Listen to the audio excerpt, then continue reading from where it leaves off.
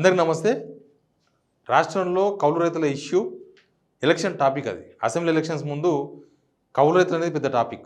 ఎందుకంటే కాంగ్రెస్ ప్రభుత్వం అప్పుడు కాంగ్రెస్ నాయకులు వాళ్ళ మేనిఫెస్టోలు పెట్టిండ్రు, హామీ కూడా ఇచ్చిండ్రు. ఏంటంటే రైతు భరోసా లేదా రైతు బంధు రైతులకు ఇస్తాం, కౌలు రైతులకు ఇస్తామన్నారు. సరే, వ్యవసాయ కూలీలు అంటే వాళ్ళకి భూమి మీద హక్కులు ఉండవు, వాళ్ళు ఎక్కడ పనిచేస్తే అక్కడ వాళ్ళకు సంవత్సరానికి 12,000 రూపాయలు. కానీ వీళ్ళకి సంవత్సరానికి 10,000 రూపాయలు. అప్పటి నుంచి డౌట్ ఉంది, రైతులకు ఇస్తారా లేకపోతే కౌలు తీసుకున్న వాళ్ళకి ఇస్తారా రైతు భరోసా. అయితే అసలు ఈ కౌలుదారులు ఎవరు అనే దానిపైన కూడా పెద్ద చర్చ అప్పటి నుంచి కూడా. అసలు ప్రభుత్వం క్లారిటీ ఇవ్వలేదు. కౌలుదారులకు 15,000 ఇస్తారా కౌలు తీసుకున్న వాళ్ళకు, లేకపోతే అసలు ఓనర్కు ఇస్తారా అనే దానిలో క్లారిటీ లేదు. దాని మీద చాలా కన్ఫ్యూజ్డ్ స్టేట్మెంట్స్ ఇస్తున్నారు మినిస్టర్లు. ఎవరు పంటేస్తే వాళ్ళకి రైతు భరోసా అంటున్నారు. పంటేసి కౌలుదారు అయితే కౌలుదారుకి ఇస్తారా 15,000. వాళ్ళ కౌలుదారుగా గుర్తించాలంటే ఏంది, అసలు కౌలుదారులను గుర్తించడం ఎలా, ఇది ఇంపార్టెంట్. కౌలుదారులను గుర్తించడం ఎలా, అసలు కౌలుదారులు అంటే ఎవరు? కౌలుదారులు ఎవరంటే కొందరేమో అస్సలు భూమి ఏమి లేకుండా ఎక్కడో 1 ఎకరా 2 ఎకరాలు కౌలుకు తీసుకొని పంట వేసుకొని ఇస్తారు. కొన్ని ప్లేసుల్లోనేమో కొందరేమో వాళ్ళకు 1 ఎకరా 2 ఎకరాలు ఉంటుంది, పక్కన ఇంకొక 2 ఎకరాలు తీసుకొని 4 ఎకరాలు కలిపి వ్యవసాయం చేసుకుంటారు. ఇది కౌలు రైతుల ముఖ చిత్రం. అయితే ఈ కౌలు రైతులను గుర్తించడం ఎలా అనేది ఇంపార్టెంట్. కౌలు రైతులు అంటే ఏమి భూమి లేని వాళ్ళు కౌలు రైతులా, భూమి లేకుండా ఎక్కడో దగ్గర కౌలు తీసుకున్న వాళ్ళు, లేకపోతే కొంత భూమి ఉండి ఇంకా కొంత భూమి తీసుకొని చేస్తున్న వాళ్ళు కౌలు రైతులా? మన దగ్గర ఒక గుడ్డి లెక్క ఉంది. రాష్ట్రంలో కౌలు రైతులు దాదాపు 25 లక్షల మంది ఉంటారని కాంగ్రెస్ వాళ్ళే చెప్పింది. ఇది ఎలక్షన్ ముందు చెప్పిండ్రు, 25 లక్షల మంది కౌలు రైతులు ఉంటారని ఒక ఫిగర్ ఉంది. మరి కౌలు రైతులు ఎట్లా గుర్తించాలి?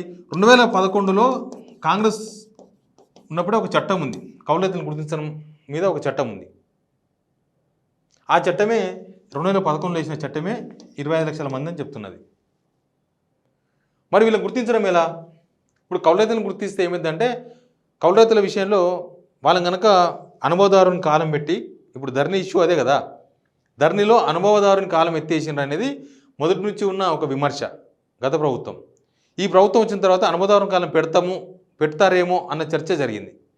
ఇప్పుడు ఏంది, కౌలుదారుని గుర్తించడం అంటే ముందు అనుభవదారుని కాలంలో కౌలుదారుని పేరు పెట్టడమే. అట్లా పెడితే రాజ్యాంగబద్ధంగా కొన్ని హక్కులు వాళ్ళకి సంక్రమిస్తాయి. ఒక 3 సంవత్సరాలు వరుసగా కౌలు తీసుకుంటే అది ఉంటాయి లెక్కలు. ఒక 13 సంవత్సరాలు వరుసగా ఇంట్లో రెంటుకుంటే వాళ్ళకు ఓనర్షిప్ వస్తుందని ఇట్లాంటివి ఉన్నాయి చట్టంలో. ఈ 2011 లెక్క ప్రకారం 25 లక్షల మంది ఉంటే ఇప్పటిదాకా ప్రభుత్వం ఎట్లా గుర్తించాలనే దానిలో తనమునకలై ఉంది. గుర్తిస్తే వాళ్ళకి ఏమి ఇవ్వాలి? వాళ్ళకి ఒక సర్టిఫికేట్ ఇవ్వాలన్నా, వాళ్ళకి ఒక కార్డు ఇవ్వాలన్నా, అనుభవదారుని కాలంలో వాళ్ళ పేరు పెట్టాలన్నా? అట్లా పెడితే ఓనర్లు ఒప్పుకుంటారా? ఇప్పుడు రైతు బంధు విషయంలో, రైతు భరోసా విషయంలోనే కౌలుదారునికి ఇవ్వాలంటే అఫిడవిట్ చేయించుకోవాలంట ఓనర్ దగ్గర నుంచి. ఈయన కౌలుకి చేస్తున్నట్లుగా ఏ ఓనర్ ఇస్తాడు? ఏ రైతు అయినా, ఏ భూమి యజమాని అయినా కౌలు రైతుకు అగ్రిమెంట్ చేస్తాడా, నేను కౌలుకి ఇస్తున్నాను నీకు అని? కౌలుకి ఇవ్వడమే ఎక్కువ, లేకపోతే బీడు పెట్టుకుంటామంటారు. మరి ఎవరికి ఇస్తారు ఇప్పుడు రైతు బంధు, రైతు భరోసా కౌలు రైతుల విషయంలో? కౌలు రైతులకు కాంగ్రెస్ ఇచ్చిన హామీని ఎట్లా నెరవేరుస్తుంది? అసలు వాళ్ళని ఎట్లా గుర్తిస్తారు? ఏ లెక్క ప్రకారం గుర్తిస్తారు? ఏ చట్ట ప్రకారం గుర్తిస్తారు? వాళ్ళకి ఎట్లా హక్కులు ఇస్తారు? వాళ్ళకి ఏ హక్కు కింద వాళ్ళకు రైతు భరోసా ఇస్తారు? పంట వేసిన వాళ్ళకే రైతు భరోసా అన్నారు కదా, కౌలుదారు పంట వేస్తే మరి గుర్తిస్తారా కౌలుదారుని? మరి ఆ హామీ సంగతి ఏంది? ఇప్పటిదాకా ఎందుకు తెలుసలే ప్రభుత్వం? దానికోసం 25 లక్షల మంది వెయిట్ చేస్తూ ఉన్నారు. మా పరిస్థితి ఏంది? ఎందుకంటే గత ప్రభుత్వము కేవలం రైతులకు మాత్రమే భూ యజమానులకు మాత్రమే రైతు బంధు ఇచ్చింది. ఎందుకంటే మేము కౌలుదారుని గుర్తించాం, అసలు కౌలుదారుని గుర్తించడం మాతోన కాదు, కౌలుదారుని గుర్తిస్తే వాళ్ళకు అనుమోదానికి కాలం వస్తుంది, వాళ్ళకు కొన్ని హక్కులు సంక్రమిస్తాయి, కాబట్టి మేము గుర్తించాం అన్నారు. మరి ఈ ప్రభుత్వం కౌలుదారుని ఎట్లా గుర్తిస్తుంది అనేది ఇంపార్టెంట్ పాయింట్. ఇప్పుడు వానాకాలం సీజన్ నుంచే రైతు భరోసా అమలు చేస్తామన్నారు, ఇప్పటిదాకా ఇవ్వలేదు.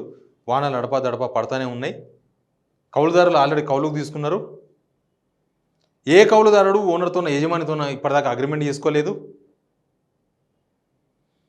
ఏ యజమాని కౌలుదారునికి నేను మీకు కౌలుకి ఇస్తున్నా అని చెప్పి ఏ అగ్రిమెంట్ ఇవ్వలేదు, ఏ అఫిడవిట్ ఇవ్వలేదు.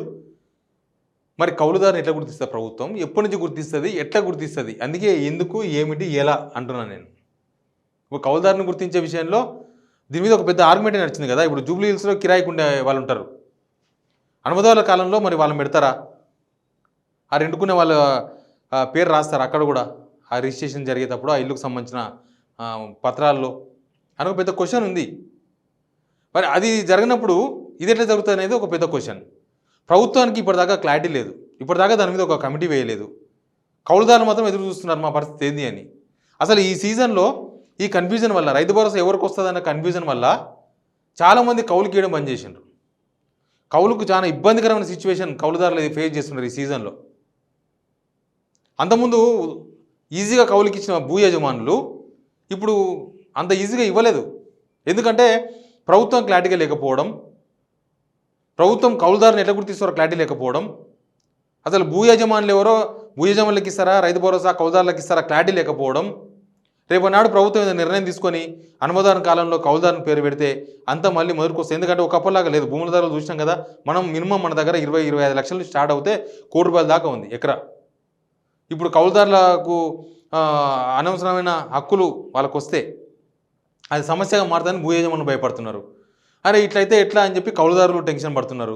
ఇట్లయితే మాకు బతుకుదేరు ఎట్లా, మాకు భూమి కొనే పరిస్థితులు లేవు. ఇప్పుడు ఏ కౌలుదారు కూడా ఉన్న ఫలంగా ఎకరం 2 ఎకరాలు కొనుక్కొని వ్యవసాయం చేసుకునే పరిస్థితులు లేవు తెలంగాణలో.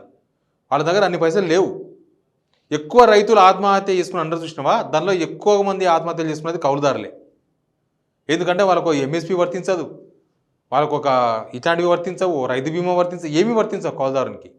మరి ఈ ప్రభుత్వం కౌలుదారుల విషయంలో మాట మీద నిలబడుతుందా, వాళ్ళని ఎట్లా గుర్తిస్తుంది, వాళ్ళకి ఎట్లా సహాయం చేస్తుంది, వాళ్ళకి ఇచ్చిన హామీ నిలబెట్టుకుంటుందో చూద్దాం. Please subscribe signal TV.